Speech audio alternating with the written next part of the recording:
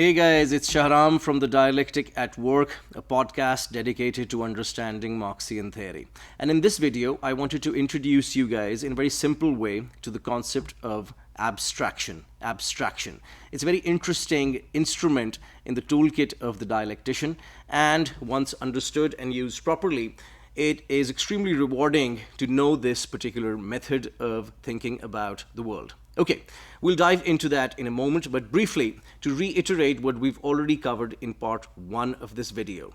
For those of you who haven't seen it, please go ahead and watch that video before you return to this particular one. Okay, to reiterate, in part 1 of this video, I tried to argue that, number 1, we need a method to make sense of the world of observation, the world of experience, etc., etc., requires a method, a way of sifting through the world of observation in a manner such that we arrive at a conclusion, even a tentative one, that at the very least, all the people who agree with, think through within that particular method can at the very least see what you see. Okay, step 1. Step 2, given that we need a method, what should be the desirable attributes of such a method? Okay, and since we as human beings understand things by forming concepts, i.e. fixing things, however, the problem is that which we're trying to analyze in the real world, prices, the stock market, our own behaviors, psychology, all the rest of it, everything is constantly changing, transforming, in motion, which leads us, as it did in part 1 of the video, to the following conclusion. We need a method that is at once motion sensitive and B, sensitive to understands internal contradictions within things and appreciates the fact that everything in the world exists in a state of contradiction. Okay, and at that point in time, we tentatively called this method the dialectic, by which we understood to split the logic into two, to oppose ideas, as in the case of Hegel.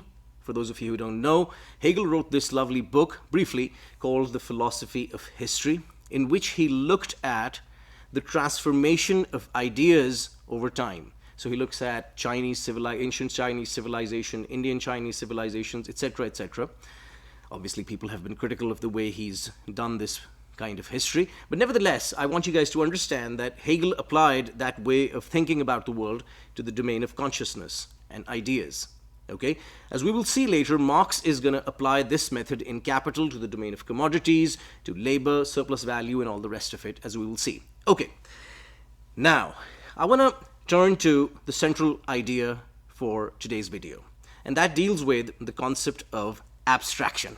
And I want to have fun with this idea, as I wanted you guys to enjoy the ideas that we're thinking about, because ultimately an idea is only as good as its use value, as we will see later.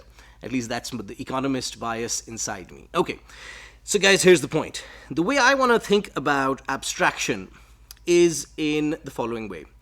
Let's assume, for argument's sake, that we have a conceptual, a hypothetical vacuum cleaner. It's a hypothetical vacuum cleaner, a conceptual vacuum cleaner that has the following property. The property is that when this conceptual hypothetical vacuum cleaner is applied to two opposing objects, stay with me. When it's applied to two opposing objects, seemingly opposing objects, it sucks out of reality that which is different between those things. Let me do that again. Abstraction is like a hypothetical vacuum cleaner that sucks out of reality that which makes things different. Let me give you an example. Right now, there's people from all cultures, from all linguistic backgrounds, religions, nationalities, etc., etc., etc., who are interested in the work that we do at Democracy at Work. You're watching our videos, and you're from all kinds of nationalities, cultures, etc., etc., for which we're very, very thankful. Okay, however, let's do the following exercise. If I were to use this conceptual vacuum cleaner, known as abstraction, to do the following, I'm going to do the following. Ready? I'm going to abstract from the racial, national, linguistic, gendered, religious differences in my audience. As you can see, guys, at this stage of the analysis, once I have, you ready, sucked out of reality that which makes the Pakistani different from the Swede and the Norwegian different from the Uzbek on the one hand, and what makes Samantha different from John and Ali different from Mujib. Okay, once I've sucked out of reality that which made these individuals different from one another, what is left? Hopefully you'll see that this stage of the analysis, we're left with, you ready? Homo sapien in the abstract. Homo sapien in the abstract. That is to say, if I abstract from the differences in my audiences between the individuals that comprise this thing, this mass of people, if I abstract from those differences, I'm left with the Homo sapien in the abstract. But remember, it's crucial to consider here for a moment two questions. Number one, what is being abstracted from, and what is it that we're abstracting for? Let me do that again. As soon as we abstract from the differences between men and women, a certain set of real phenomena are no longer visible to the observer. Why? Well, because I was interested in analyzing the Homo sapien in the abstract. Very interesting. Okay, let's keep doing this. I wanted to prove the point and demonstrate, hopefully you guys see this, that the choice of what to abstract from depends, it's an analytical choice. It depends on, as you will see, what you want to make visible, and as a result, because you made that choice, something else becomes invisible from the analysis. Okay, let's do this interesting exercise. Let's have fun with the method. Let's see. I wanted to do this exercise. I was playing around with, I was having fun with the idea earlier, and I put my name on one side, Shahram. You can do this for yourself. And I put the name of my favorite athlete, Usain Bolt, on the right-hand side. Okay, because he's my favorite athlete. And I started to ask the following question: what is there left if I use my hypothetical vacuum cleaner and abstract from the fact that he's the fastest runner in the world, 958, and I'm not yet, despite those differences in our athletic ability.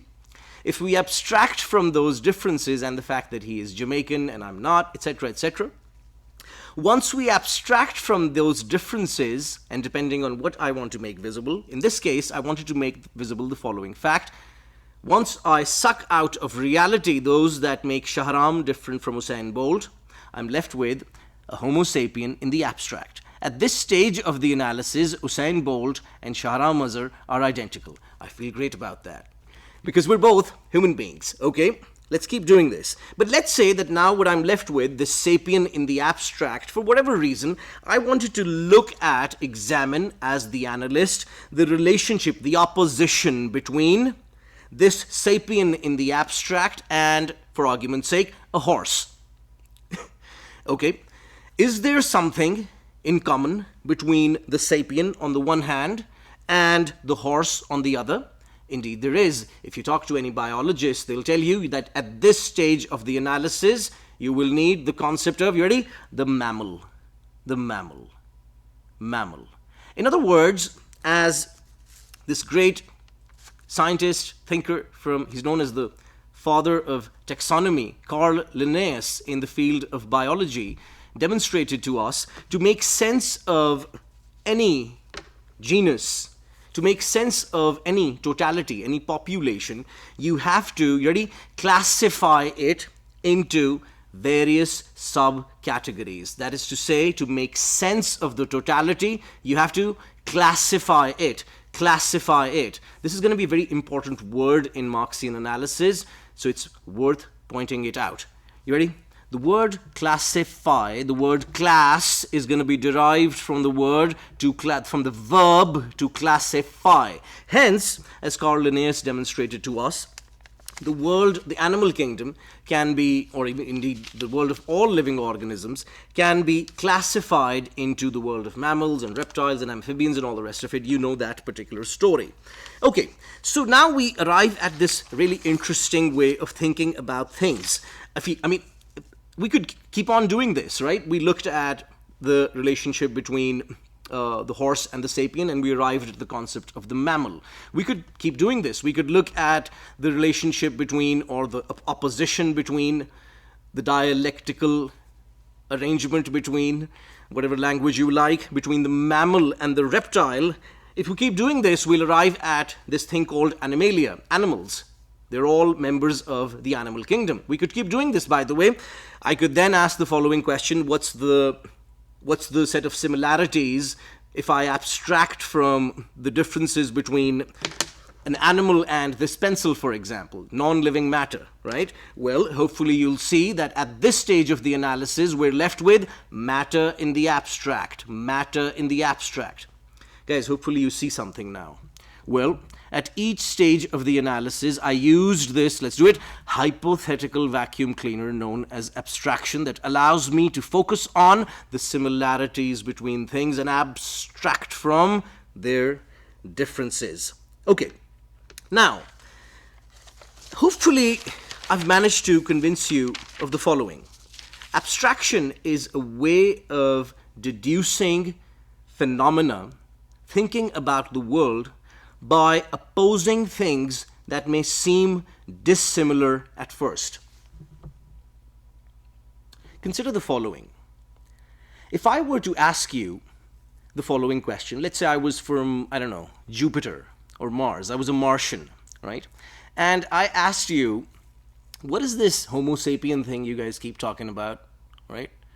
What is this, what is this Homo sapien business? Can you show me a Homo sapien? Can you show me a Homo sapien in the abstract, or a mammal in the abstract? Can you do that for me?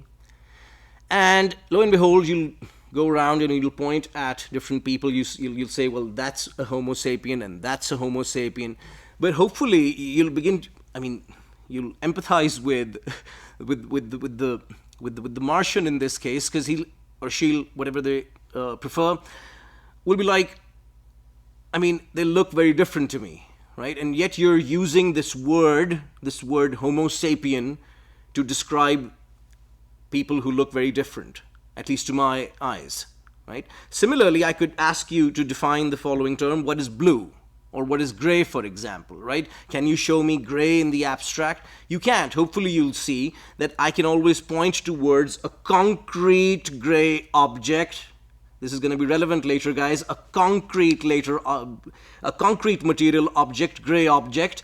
But I can never point you towards gray in the abstract, right? Okay, this is going to be relevant for us later, because as you will see, Marx is going to make the argument, and it's a provocative argument. It's a very, very profound argument, but it's a provocative one. He's going to make the following case. He's going to argue that all human labor is equal, similar in one precise sense.